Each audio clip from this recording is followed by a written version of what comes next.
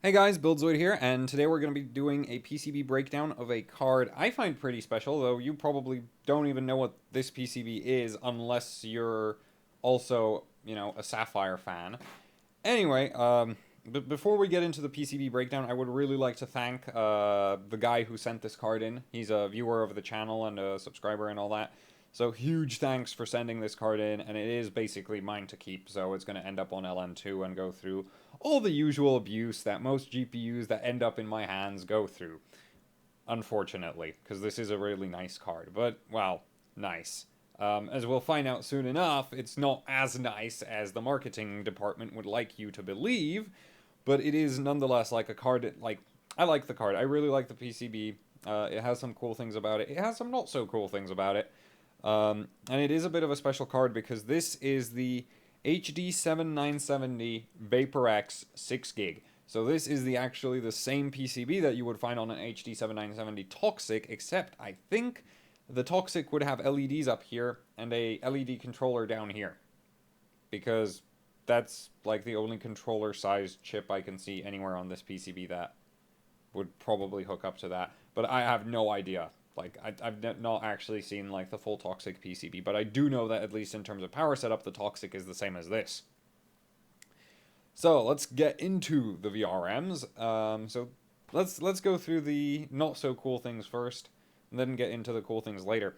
So, the not cool thing about this card is that if you've read any of the marketing material about it, and most reviews, I think actually all reviews, then you'd be led to believe that this has an 8 plus 3 phase VRM.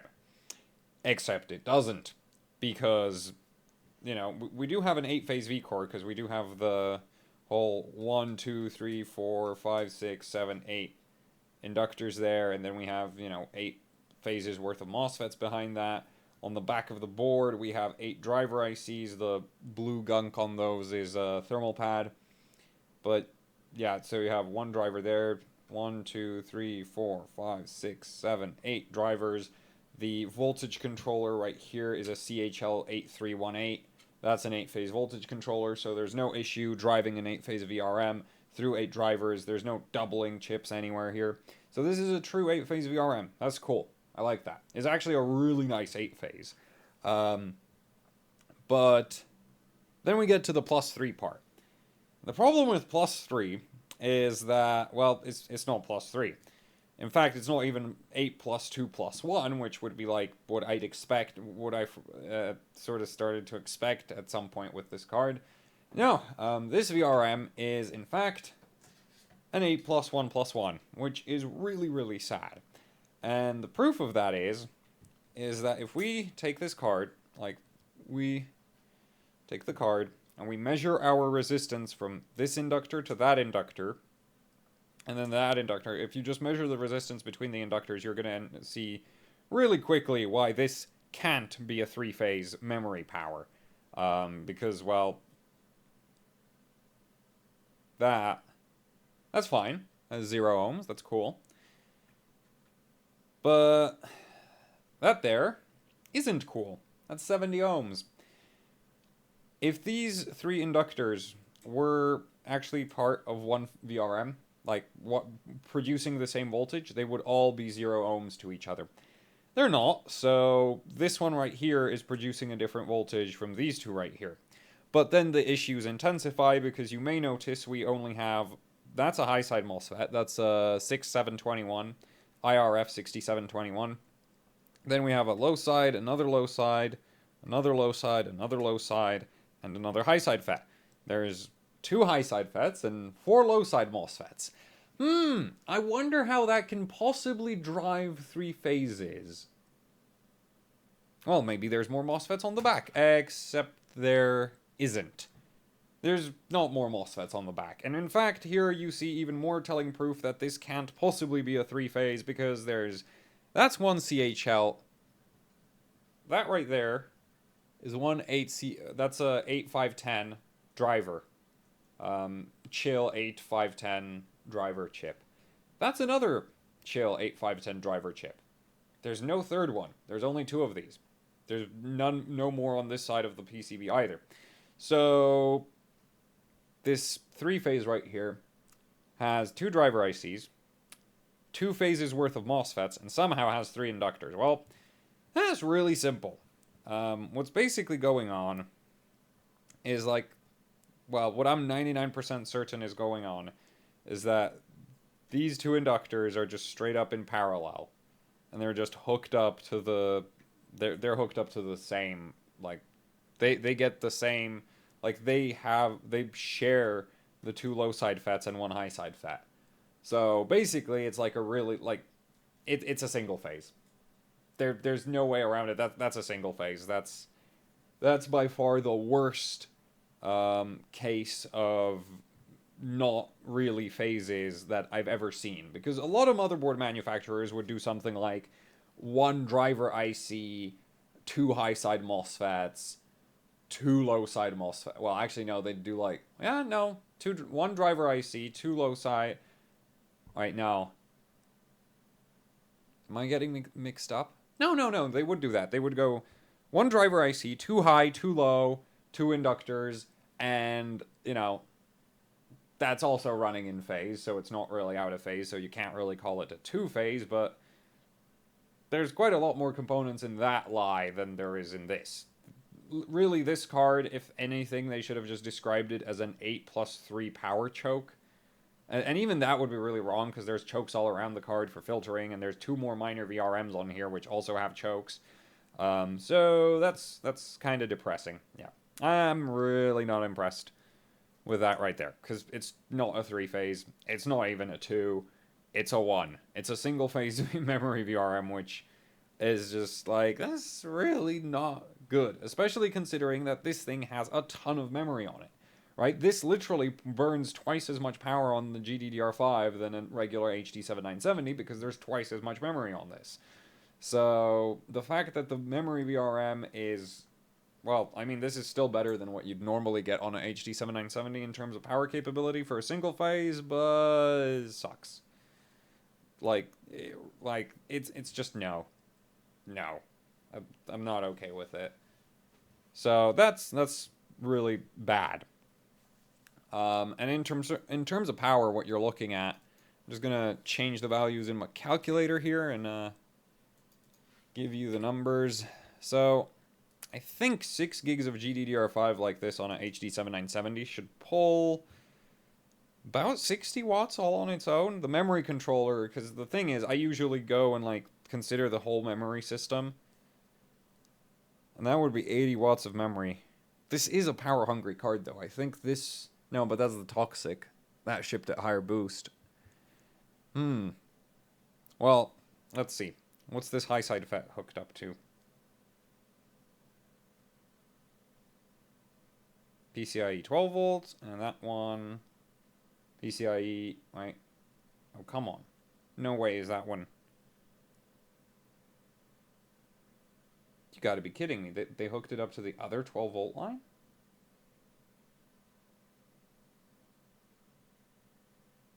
Which one? Oh, they did. Okay, so that's interesting. So memory power is part of your 2 8-pins over there. That's very odd. That's really, really odd, because I would have thought they'd have 4 phases per 8-pin, and then they'd put everything else. Then again, they do have a ton of GDDR5 on here that chugs a lot of power, so I guess if they hooked up that single-phase memory VRM onto the... They'd overdraw the PCIe slot, and as we've seen, there tends to be a lot of backlash when you do that, based on the RX 480. So that's a good decision that they didn't put it there. But that makes my life a lot harder, because I can't measure the separate power draw of the memory. Like, there's not much... If they just put it on the PCIe, there's not much else that pulls a lot of power that would be powered off a PCIe, so I could tell you exactly how much the GDDR5 here pulls, but yeah, that's okay. Well, that just makes my life harder, but ultimately, yeah, the memory system here is going to be really, really power hungry, and I'm not sure how much it's going to actually need. I do know the card runs 1.55 volts memory voltage. Let's see. There. Either way, this single phase memory VRM can do 75 amps at 1.55 volts. And if you actually do push 75 amps through it, it's only going to put out about, well, that's actually a lot. It's going to put out about 14 watts of heat, except do consider that 1.55 volts, 75 amps is about 100 watts of power. This is power hungry by memory standards, but it's not going to pull 100 watts. It's probably going to pull, I think it's going to pull in the range of like 40 to 60, somewhere in between those two. So it's going to pull quite a bit, but it's not going to be that bad. And then the memory control, then there's the memory controller itself, which is on the GPU die, and that should be about 15, so that's not bad. So this should have really low PCIe slot power draw, because literally all you have on PCIe slot, like the Vcore Vrm is all on the, that's all on the 8 pins. The PCIe slot only really powers, yeah, definitely. So Vcore is all on the 8 pins, and then the auxiliary is down on this. So basically, I can measure, then there's the LDO, there's this right here, that's I assume that's a low dropout regulator for gate drive, and I do know that's gate drive because I checked that, so that is definitely gate drive, because I was a bit confused by some chokes on the card, and so I spent a ton of time just trying to figure out what everything was, which is how I found out HD 7970s have an extra voltage that I was never aware of, but I can't find anything on the internet about what that voltage does, so I'm going to have to ask somebody sometime about that. But yeah, so basically both your memory and your auxiliary VRM on this card are 75 amps capable at 1.55 volts. Well, actually the auxiliary is capable of more, because that's never going to run that high voltage. You really don't want to do that. That's how you make the memory controller go poof, as I keep managing to do on a lot of cards. But it can, at 1.2 volts, it'll actually be able to push more, which is like the maximum voltage you would really want to push through the auxiliary rail of a 28 nanometer AMD GPU. So yeah, it's like, power-wise, it's fine. I have too much hair. But power-wise, it really is, it's fine. The problem is, I don't trust, especially for 6 gigs of memory, I don't trust a single phase to maintain good voltage regulation.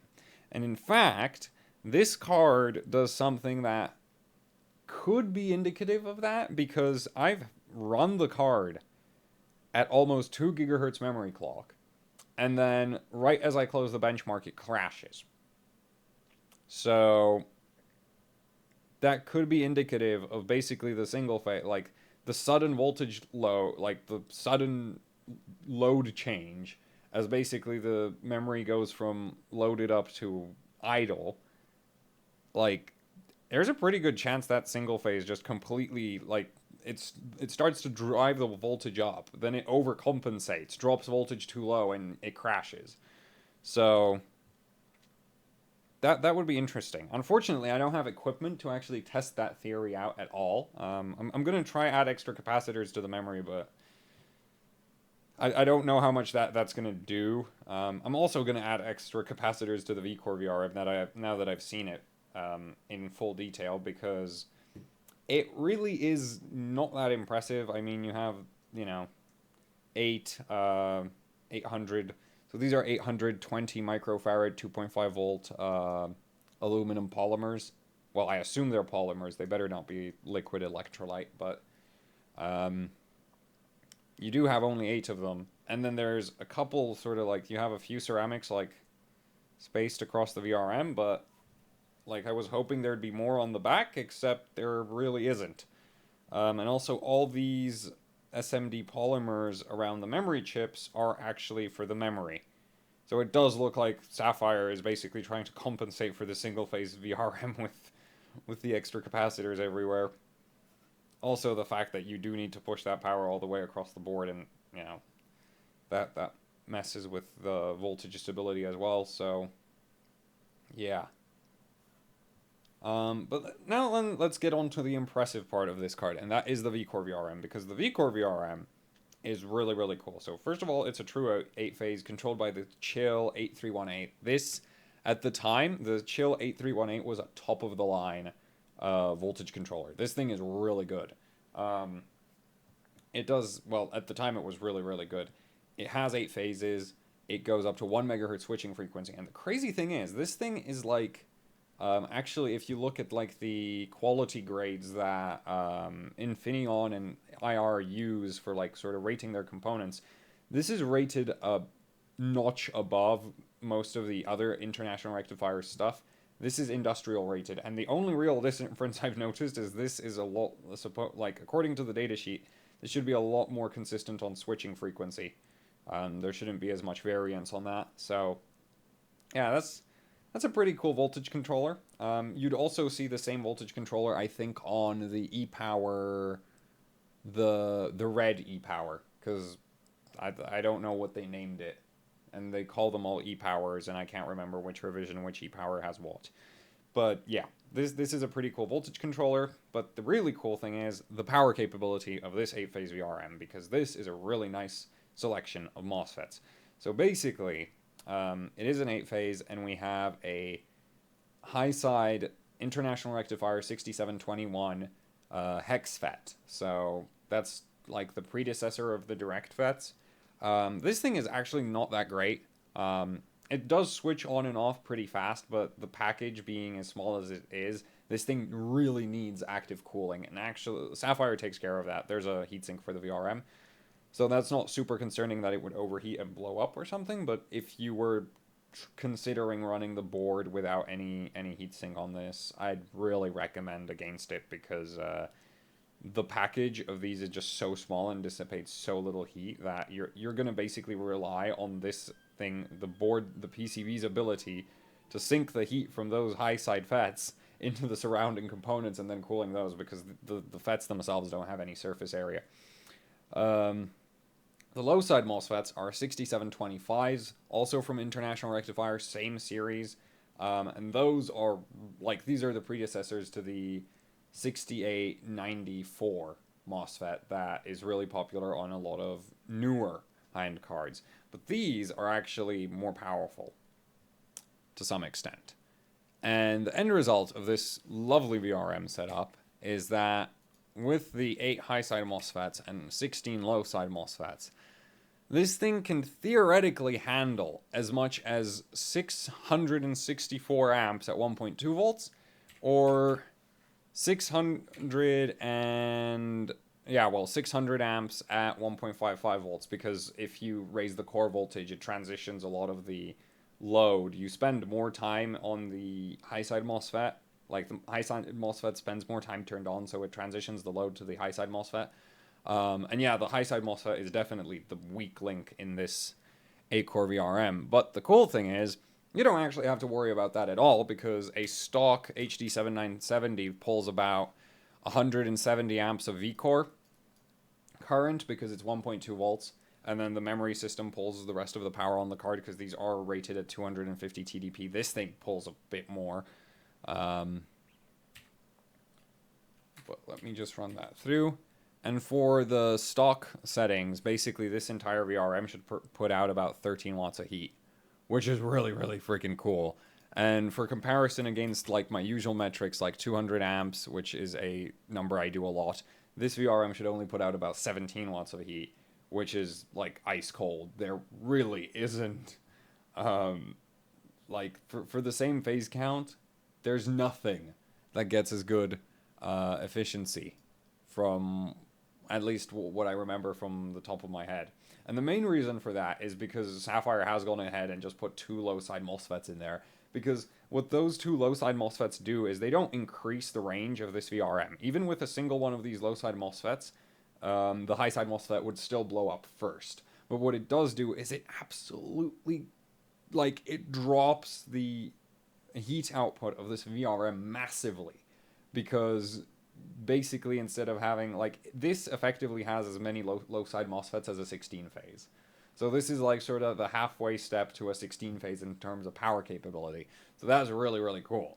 That's why this VRM gets such ridiculous efficiency figures. And then for something like extreme overclocking like liquid nitrogen, By my calculations, you should top out around sort of 300 amps, but I don't really trust my calculations that much, so when I run the card on LN2, I hope to get some proper measurements. But by the calculations, this should pull around sort of 330, well, 300 to 350. And 300 amps, this VRM will only put out about 34 watts of heat, which is just, like, that's really, really nice. I think that's on par with the 12 phase on the Vega Frontier Edition card. And then as you crank it up to, say, 400 amps,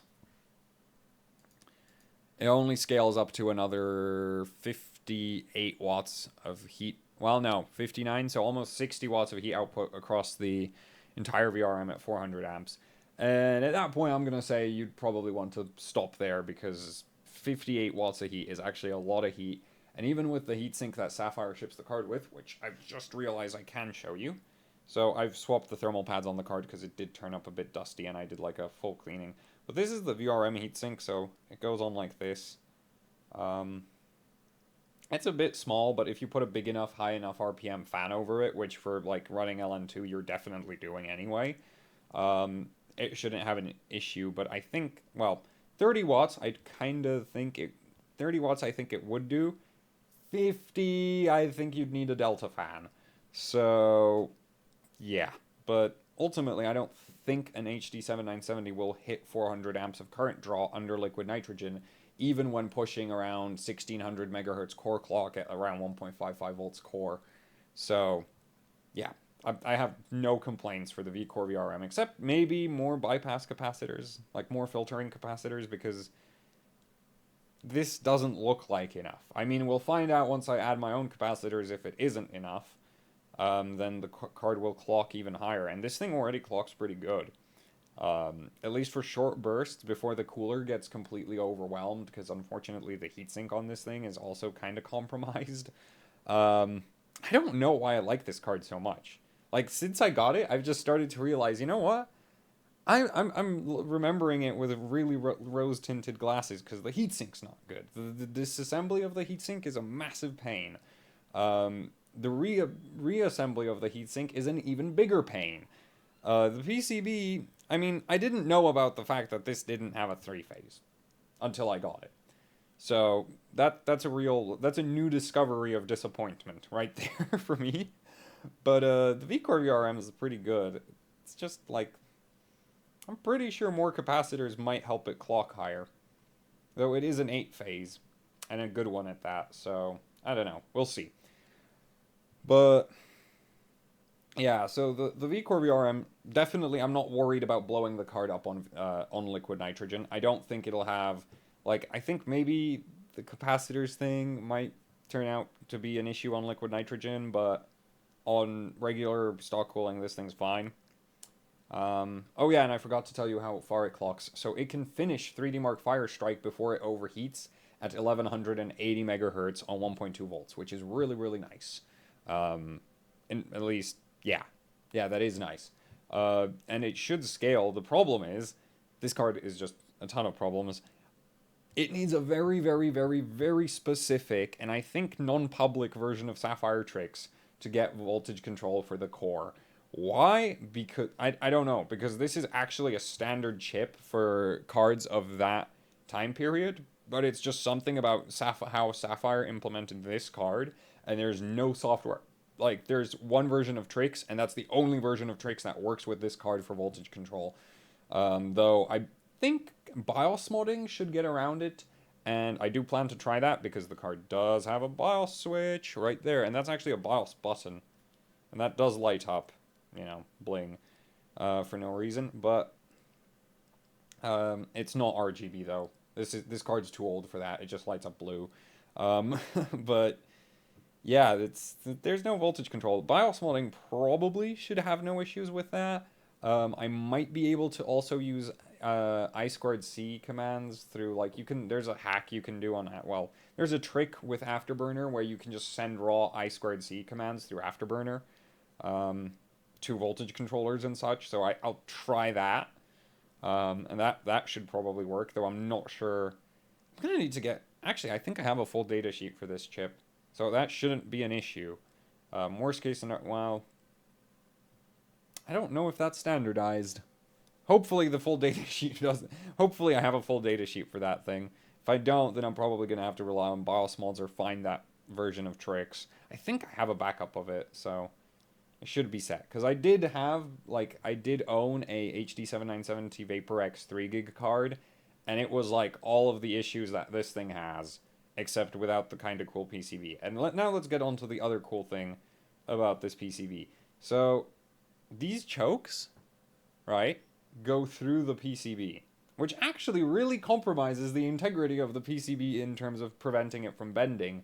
So Sapphire shipped all of the, like, the cards that use these chokes, well, both of the HD 7970s, they shipped them with, like, a real, like, there's a real backplate for the card that's really rigid, and they also use it for heatsink, well, heat sinking.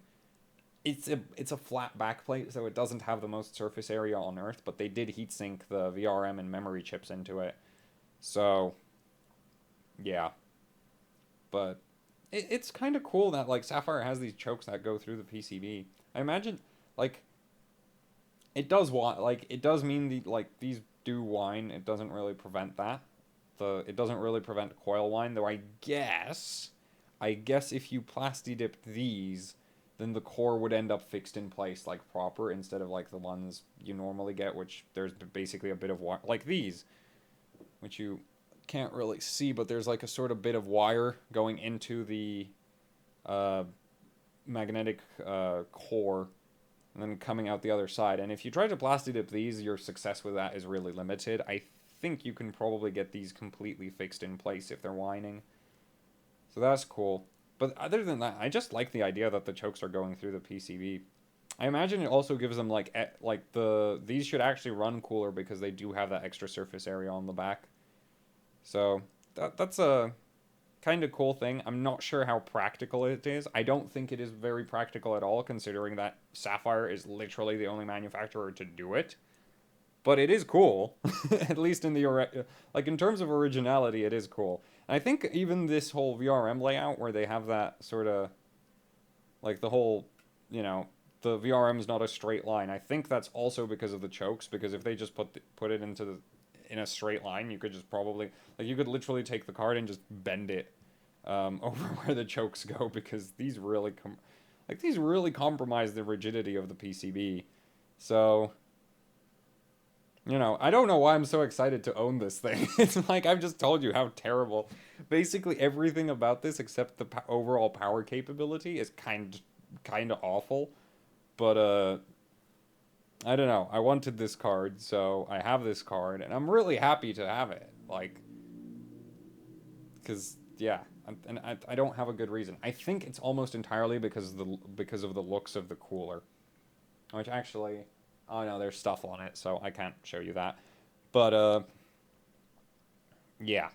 That is the HD 7970 VaporX 6GB PCB. I'm sorry for making the video so long, but it's just like, this card is just very, very interesting to me.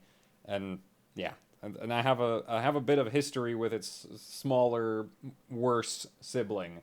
So, nostalgia and stuff. But... yeah, so huge thanks to the guy who sent the card in, because I know I just, like, smack talked it for, like, 20 minutes, but, I do like it. It probably won't blow up on liquid nitrogen. I'm not sure how well it'll clock, but the memory does seem to clock really well until the benchmark finishes, when it crashes for no reason. And then the Vcore Vrm is fine. I like the Vcore Vrm. Except, like, I'm not sure about the capacitor thing. It might turn out that, like, it's fine as is, but, like, I really don't know. So it's worth trying anyway. And also the card has been used for a few years. Like, it hasn't just sat somewhere, so there's a chance that the capacitor's degraded a bit, so... that sort of boosts my chances of actually making it clock higher with extra capacitors. But, yeah, it's a weird card, and I think that's why I like it. Because that's pretty much the only thing I could say about it that's good. But, yeah, so that's it for the video. Like, share, subscribe, leave a comment down below, which reminds me, I wanted to ask, do people prefer me doing videos where I have the products, like, in hand, or do you prefer the ones where I just scribble all over a picture in GIMP? Because personally, I prefer being able to play with the card. But I'm guessing I get ramblier while, you know, having the card in hand and all that. And also, you know, you don't have a permanent reference of any text I put up on screen. So, because I don't put up any text on screen. So yeah, I'd like to hear your opinion on like this format versus like the usual picture format, because I can take my own pictures. That's not an issue. So yeah, I want to hear about that. Also, since, yeah, you can now send in cards, as this card has proven. My P.O. box set up, like, this test ran my P.O. box set up. That I'm really bad at the whole being a human being thing. So that took a while to get the P.O. box set up. But it is working, because this turned up. So if you would like to send in, like, old motherboards, old GPUs, or, like, junk that you just have lying around, well, I'm... Depending on what kind of junk it is, I may or may not be interested. So, and then it might end up getting blown up on liquid nitrogen or dry ice, or like, I have a lot of really, really dumb ideas, and I don't have enough like hardware that I'm willing to try it on. So like old garbage motherboards, hell yeah, I'll take them. As long as they're like something I can actually get CPUs for. So AM3 Plus preferable for me, because I do have a ton of AM3 Plus CPUs, so there's no problem with me testing those. I mean, abusing those. It's not really testing. But, yeah, so you can contact me about that by PM or buildzoid@gmail.com. That's my email for the channel. And what else is there? Right, since it's the end of the video, like, share, subscribe, I've said. Comment, I've said. Sending stuff, I've said. Right, you can support me on Patreon, PayPal. I'm doing a lot of begging now, aren't I? Either way, you get the idea. If you want to see more AHOC content, you can also support me with, like, money instead of just stuff. I feel really bad about saying that. Like, every time I say it, I feel really bad about it. Oh, well. That's it for this video. Thank you for watching, and huge thanks to the guy for sending this card so I could trash it for, like, 20 minutes straight. Because there's just no other way I would have, like... Because here's the thing. Sapphire glued the backplate onto this thing, pretty much. They used, like, thermal tape instead of thermal pads. So there's no photos of the back of this card. So I had no... Like, I really couldn't figure out if this was a three-phase or not for ages and ages and ages, because it's just, like, I don't have any idea what's on the back of the card. So, yeah, that's it for this video, and thanks for watching. See you next time.